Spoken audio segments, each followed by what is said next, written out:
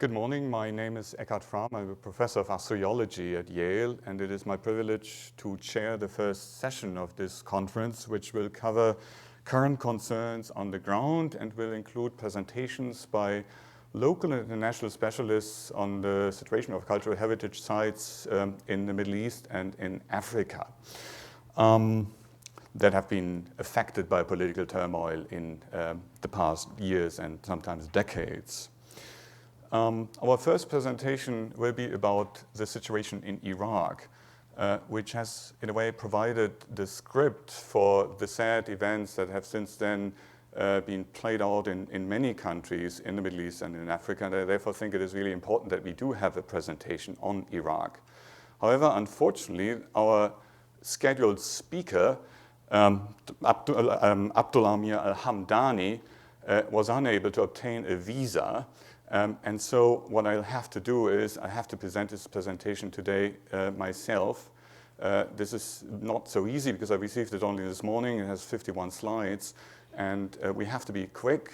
Speakers, please try to keep to the schedule of roughly 7 minutes. I'll have to do the same thing, and I have to rush through this first presentation. Let me briefly introduce Mr. al-Hamdani. He is a PhD candidate at Stony Brook University, who has for many years served as the director of the Zikar office of the Iraqi State Board of Antiquities in southern Iraq.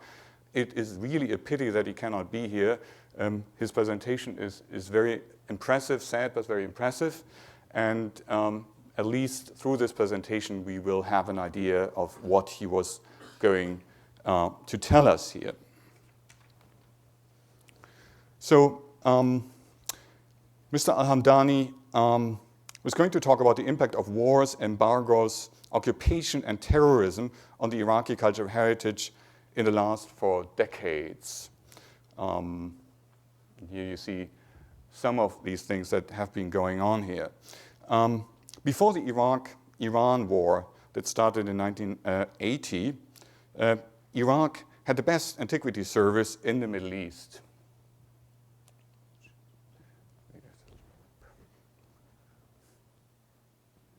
There we go. I just have to, I don't see it here on the screen. It had control over the sites with local inspectors, some 25 PhDs in the Department of Antiquities. It had museums throughout the country, good control over their holdings, and national and international expeditions worked all over the country. Iraq was able to send archaeological expeditions even to excavate in places such as the Gulf states and Yemen. During the 1980s war, though, missiles attacks on Baghdad began to change the picture. The Iraq Museum closed its galleries. Research and excavation projects were reduced to a minimum because of the war funding.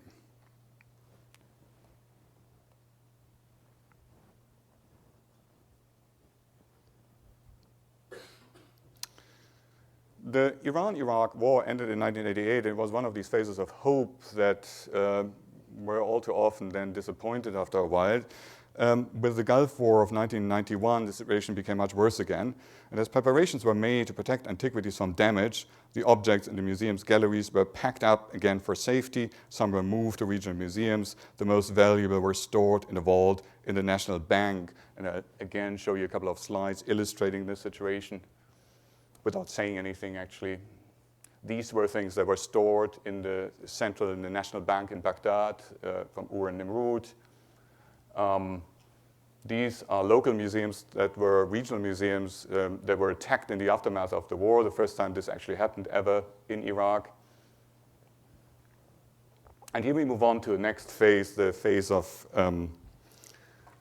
the embargo that was imposed on Iraq between 1990 and 2003. A time when many objects from museums stayed in storage.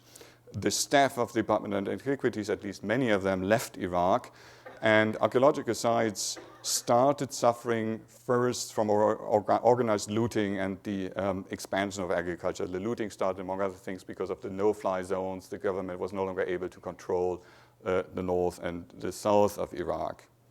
Again, I show you a couple of slides related to this that show some of the issues here at stake.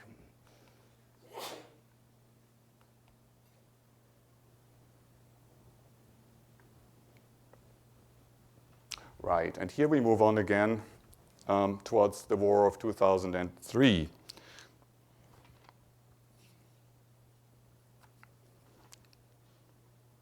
In preparation for this war, the staff of the Iraq Museum moved, and of other museums in Iraq, moved manuscripts and objects to a bunker away from the museums. Large objects were protected by foams and sandbags. On April 9th, 2003, the Iraq Museum was looted, and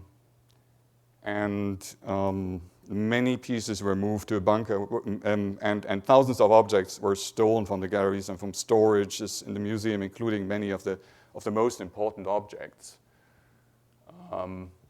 Some were actually later recovered, as you can see on this slide here, that shows Donnie George and a number of staff members of the Iraq Museum as they inventory some of the objects that were returned to the museum, many by local citizens. Here are some additional slides showing the return of such objects. Some were actually obviously in much worse condition than when they had originally been taken away.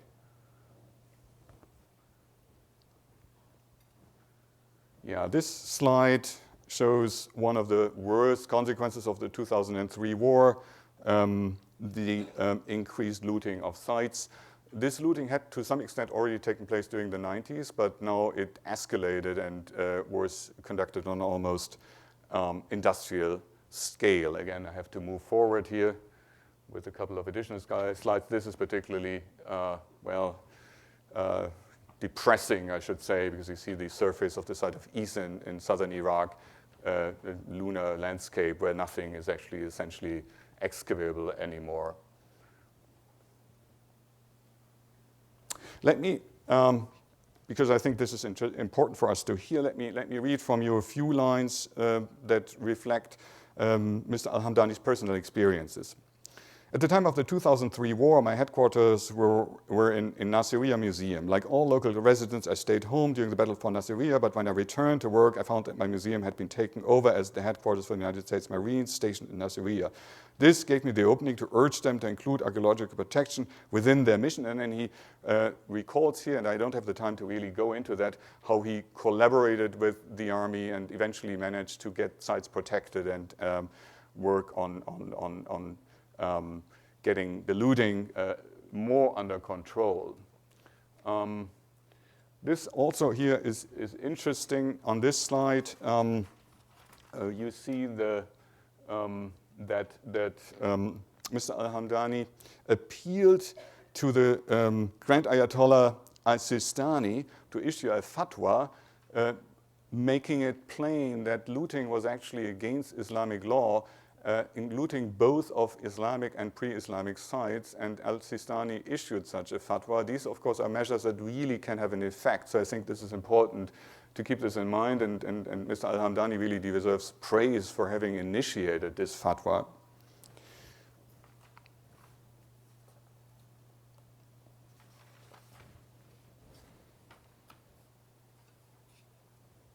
There's a long passage here in the paper that I cannot really read to you about the reasons why the looting actually takes place, including, of course, poverty that leads people to loot sites because they have no other way of making a living. Mr.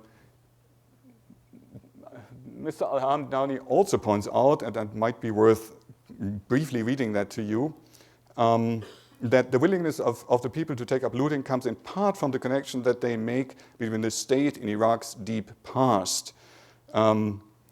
And here he gives you as an example these bricks inscribed in the name of Saddam Hussein and built into the walls of Nebuchadnezzar II's palace in Babylon, just like earlier bricks of that very Babylonian king had been built into the walls. So this close association between a repressive regime and the ancient world, al-Hamdani points out in his paper, may to some extent, of course, have motivated some people to consider these antiquities as problematic and not really worth of protection.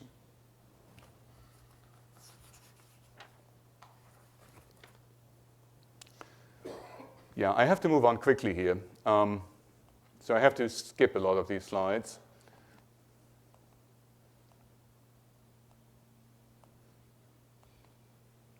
And I actually move to the sad penultimate, we hope, chapter of this story, because I hope the final chapter will again be more positive, about ISIS taking over northern and northwestern Iraq in 2014. In June 2014, ISIS, as you all know, conquered the city of Mosul, and since then has been in control of several important Iraqi cities with a significant cultural heritage and some 4,000 archaeological sites. And this is probably fairly familiar to you at this point. Some of the most prominent sites that were deliberately targeted by ISIS, sort of a new quality of destruction, namely the deliberate destruction of cultural heritage, include Nineveh, the Assyrian capital of Nineveh, the Assyrian capital of Khorsabad, Nimrud, where the northwest palace of Ashurnasirpal II was completely destroyed in an explosion, the Roman city of Hatra, and also a number of museums, especially the Mosul Museum. And then, of course, and that is something you obviously should never forget, numerous shrines, tombs, and churches, including Shia and Sunni shrines, some, especially in the city of Mosul, where the cultural heritage has really largely been eradicated. The most disastrous demolition was that of the mosque of the prophet Jonah and Nabi Yunus on the side of Nineveh, which was demolished on July 24th of 2014, and this destruction is still ongoing. I heard yesterday that there are confirmed rumors, it seems, that the Mashki Gate, one of the great gates in the city wall of Nineveh, was bulldozed by ISIS. This is what you get instead, a new minaret that praises the new so-called Caliph al-Baghdadi. You see al-Baghdadi in Arabic written on top of this minaret there. You can see that up here in the city of Mosul. So let me wrap this up.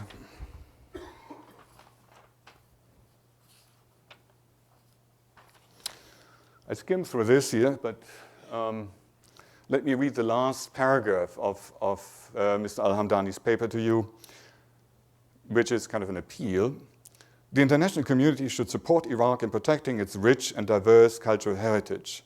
According to international legislation and United Nations agreements, the international community has to live up to its legal, humanitarian, and cultural responsibilities to protect the cultural heritage of countries under risk, such as Iraq in these days. The Iraqi neighbor countries should not allow the smuggling abroad of the stolen artifacts from Iraq. Protecting Iraq's cultural heritage is a global task, for it's part of the cultural memory of all humans. So this was the presentation that Dr. al-Hamdani would have liked to give himself here, but unfortunately he wasn't able to. So thank you for your attention. And